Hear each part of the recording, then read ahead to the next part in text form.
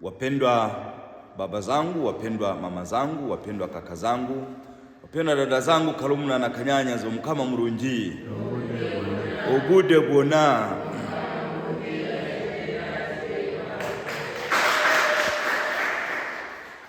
Wazo letu la leo, usipunguze usizidishe unyenyekevu.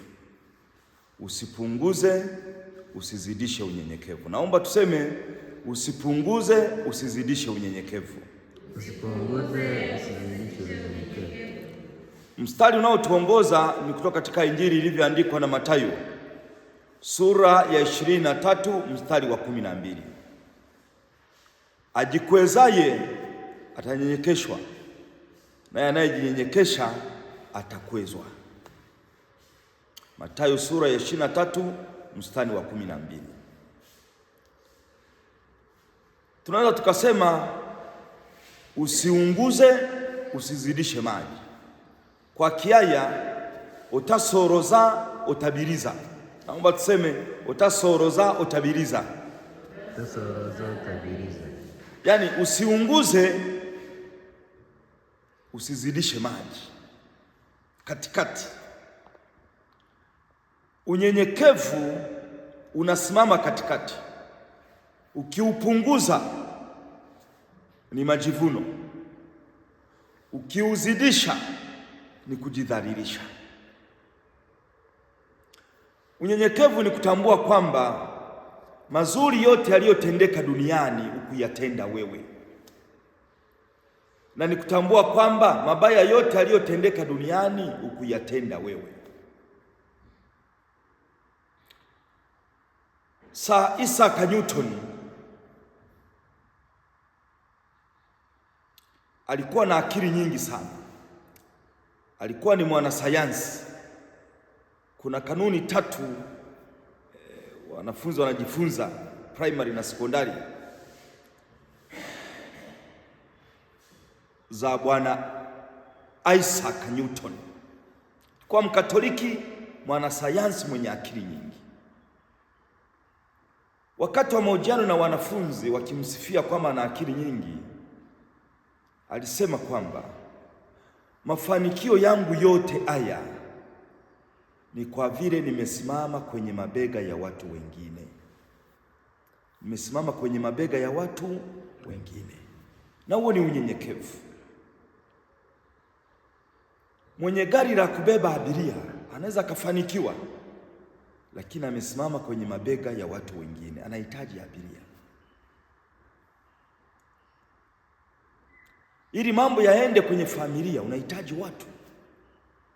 Unapofanikiwa kuna watu wengi wamekusaidia, kwa hiyo nyenyekea.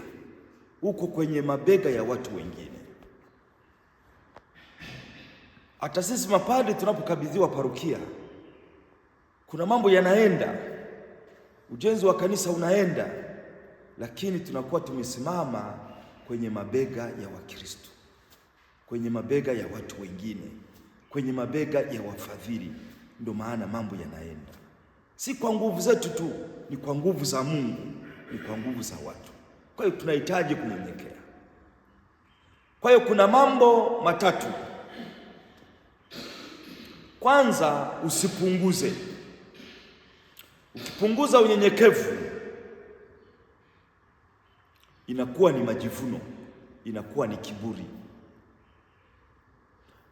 Majivuno ni kutomtegemea Mungu. Dhambi ya kwanza kutendeka mbinguni ilikuwa ni majivuno. Lucifer alitaka kuwa kama Mungu. Na dhambi ya kwanza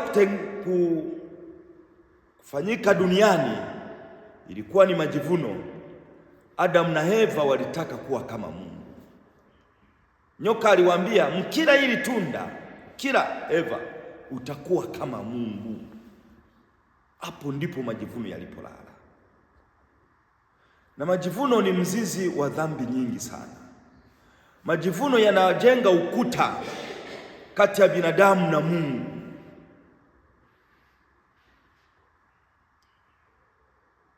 Mtu anafanya kitu amweki Mwenyezi Mungu. Lazima kinachofanyika kizuri useme Mungu alisaidia, Mungu yuko kazini.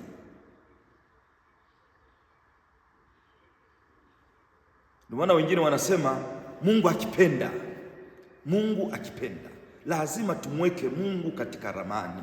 Naomba tuseme Mungu akipenda, Mungu akipenda, Mungu akipenda. Mungu akipenda. Yaliyopita mazuri unasema Mungu alipenda, yanayokuja mazuri Mungu akipenda. Unamweka Mungu katika ramani, na huo ndo unyenyekevu. Vinginevyo ni majivuno.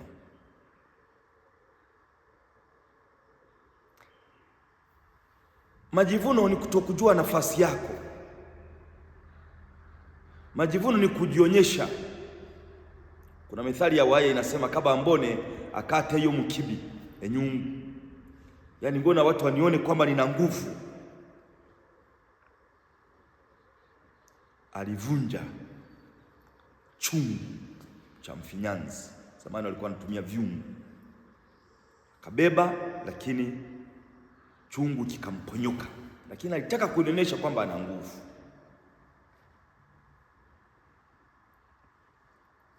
Pili ni unyenyekevu. Unasimama katikati, usipopunguza, usipozidisha, uko kwenye unyenyekevu, mambo yako sawa sawa.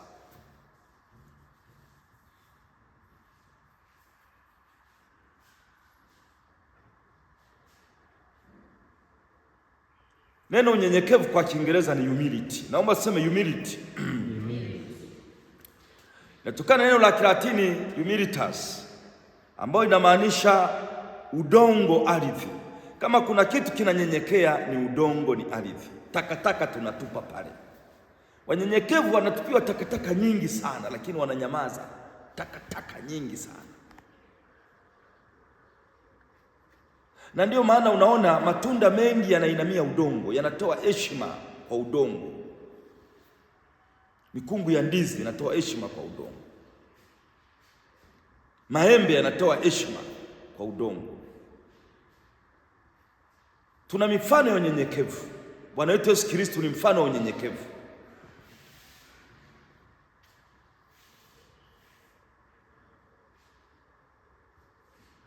Alisema mimi ni mnyenyekevu wa moyo. Lakini Bikira Maria naye mnyenyekevu alisema mimi ni mtumishi wa Bwana, nitendewe ulivyonena. Baba Mtakatifu anaitwa mtumishi wa watumishi. Unyenyekevu ni kuwa na hofu ya Mungu, heshima kwa Mungu na kwa watu, na kuwa na upendo. Unyenyekevu una mambo matatu: hofu kwa Mungu, heshima na upendo. Ya tatu ni kujidhalilisha. Ukizidisha unyenyekevu ni kujidhalilisha. Unyenyekevu ni ukweli. Huwezi ukawa na urefu wa sentimita 170 ukasema na urefu wa sentimita 150 eti najinyenyekesha. Hapana, huo ni uongo, ni kujidhalilisha. Ukweli unausema. Kuna vitu watu waga wanavisema, wakivisema wanasema fulani anajidai, lakini ukiangalia alichokisema ni ukweli. Sasa unataka aseme uongo? Ukiwa na kipaji Mungu amekujalia ukakisema,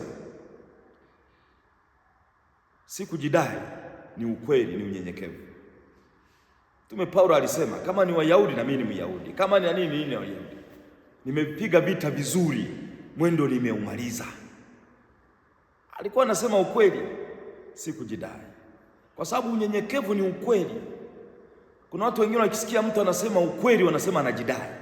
Hapana, wewe kama ni baba, si ni baba, huo ni ukweli. Ukisema baba, sasa kujidai, majivuno inategemea nia, inategemea na mazingira. Una nia gani? Sasa nia unaipimaje?